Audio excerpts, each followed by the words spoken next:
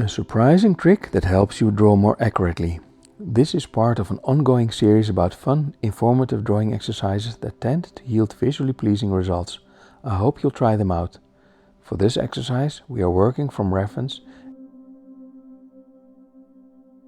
and we are first going to draw the so-called negative space, the line that separates the object from its environment.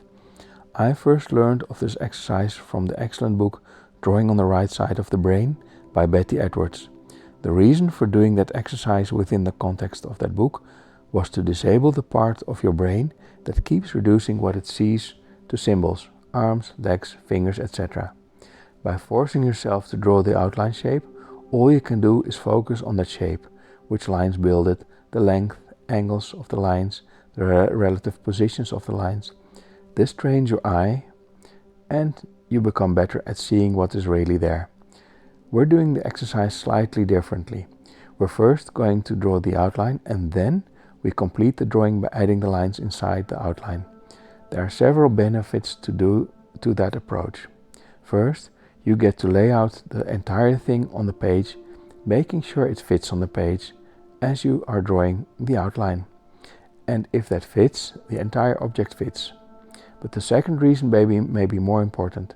Surprisingly, if you're drawing something difficult, like a hand, drawing the outline first may actually make drawing the thing easier.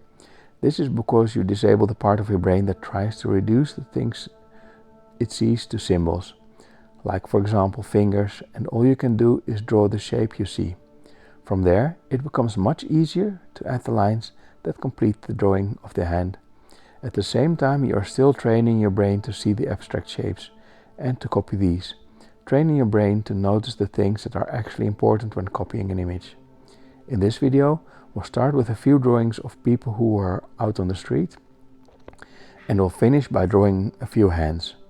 Drawing the outline first and then filling it in, you get immediate feedback as to whether you drew the outline correctly. You can see I was slightly off in some places in the video, but that is okay.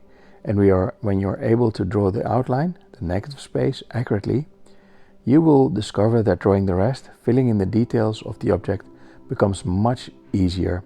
Plus, it's actually a lot of fun to draw this way. The images that were used here and many more which you can try to use for this exercise can be found on the Practice Drawing This website. Try it out for yourself.